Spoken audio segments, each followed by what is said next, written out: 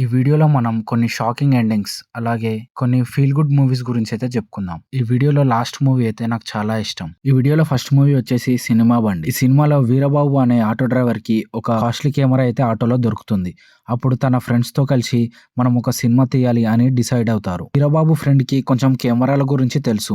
అందువలన తనకి ఆ కెమెరా ఇచ్చి సినిమా తీద్దామని డిసైడ్ అవుతారు. వాళ్ళ ఊర్లో ఉన్న నార్మల్ పీపుల్ అందరినీ తీసుకొచ్చి సినిమా తీయడం స్టార్ట్ చేస్తారు. షూటింగ్ టైంలో చాలా ఫన్నీ సిచ్యువేషన్స్ అయితే జరుగుతూ ఉంటాయి. వాళ్ళకి సినిమా తీయడం అంత ఈజీ కాదు అని తెలుస్తుంది. వాళ్ళ ఊర్లోనే యాక్టింగ్ అంటే చాలా ఇష్టం ఉన్న వాళ్ళని హీరో హీరోయిన్ గా తీసుకుంటారు. వాళ్ళ స్లాంగ్ అయితే చాలా డిఫరెంట్ గా ఉంటుంది మూవీలో. ఇక వాళ్ళు యాక్టింగ్ చేసేటప్పుడే చాలా ఫన్నీగా నడుస్తూ ఉంటుంది. ఎటు చేసి లాస్ట్ కి అయితే సినిమా అయితే తీస్తారు. సినిమా తీసాక ఏమైంది, ఆ సినిమా మొత్తం షూట్ చేయడం అయిపోయాక ఆ కెమెరా ఓనర్ అయితే వచ్చి ఆ కెమెరాని తీసేసుకుంటారు. అంత కష్టపడి సినిమా తీసాక ఆ కెమెరా ఓనర్ తీసేసుకున్నాక ఆ తర్వాత ఏం జరిగింది అన్నది మిగతా మూవీ స్టోరీ. మూవీ అయితే చాలా నేచురల్ గా అనిపిస్తుంది, విలేజ్ లో తీశారు కాబట్టి. క్లైమాక్స్ చూసాక చాలా బాగా అనిపిస్తుంది మనకైతే. సో ఈ మూవీని అయితే మిస్ కాకండి. ఈ మూవీ మనకి లాక్డౌన్ లో అయితే రిలీజ్ అయింది. ఇప్పుడు నెట్ఫ్లిక్స్ లో అవైలబుల్ గా ఉంది, చూసేయండి. ఇందులో సెకండ్ మూవీ వచ్చేసి బ్రోచేవారు ఎవరురా. మూవీ స్టోరీ లైన్ కి వచ్చేసే 3 college friends Rocky, Rambo, Rahul చుట్టూ తిరుగుతూ ఉంటుంది. ఈ ముగ్గురు స్టడీస్ కన్నా సినిమా ఫన్ టైం పాస్ మీద ఎక్కువ ఫోకస్ చేస్తారు. కాలేజ్ లైఫ్ లో వాళ్ళకి ఒక ప్రాబ్లం అయితే వస్తుంది. వాళ్ళకి వచ్చిన ప్రాబ్లం ఏంటి, ఒక సిచ్యువేషన్ లో వాళ్ళు కిడ్నాప్ డ్రామా ప్లాన్ అయితే చేస్తారు. కానీ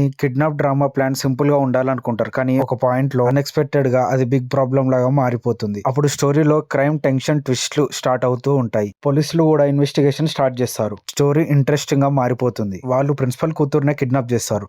సో ఆ తర్వాత ఏమైంది అనేదే మిగతా మూవీ స్టోరీ. ఇందులో ఇంటర్వెల్ సీన్ లో ఒక ట్విస్ట్ అయితే వస్తుంది. అదైతే ఈ మూవీకి హైలైట్ అని చెప్పుకోవచ్చు. ఈ ట్విస్ట్ కోసమే మూవీ చూడాలని చెప్తా నేనైతే. ఇక మూవీ హైలైట్స్ కి వచ్చేసే డిఫరెంట్ స్క్రీన్ ప్లే, అన్ఎక్స్పెక్టెడ్ ట్విస్ట్లు. ఇక మనకి శ్రీ విష్ణు గురించి తెలిసిందే, నేచురల్ గా కామెడీ అయితే ఉంటుంది. ఈ మూవీలో క్యారెక్టర్స్ యాక్టింగ్ అయితే చాలా నేచురల్ గా అనిపిస్తుంది. ఇది ఒక entertaining crime comedy movie. Director Vivek Athreya స్టోరీని ఎంటర్టైనింగ్ గా ప్రెజెంట్ అయితే చేశారు. ఈ మూవీ మనకి యూట్యూబ్ లో అవైలబుల్ గా ఉంది, పక్కా చూడమని చెప్తాను నేనైతే. ఇందులో లాస్ట్ మూవీ వచ్చేసి కేర్ ఆఫ్ కంచరపాలెం. ఇలాంటి క్లైమాక్స్ ని ఏ మూవీలో మీరు చూసుండరు ఇంతవరకు. డైరెక్టర్ వెంకటేష్ మహా ఈ సినిమాని కంచరపాలెం అనే ఒక విలేజ్ లో అయితే తీశారు. కంచరపాలెం అనే ఒక విలేజ్ లో 4 లవ్ స్టోరీస్ గురించి ఉంటుంది.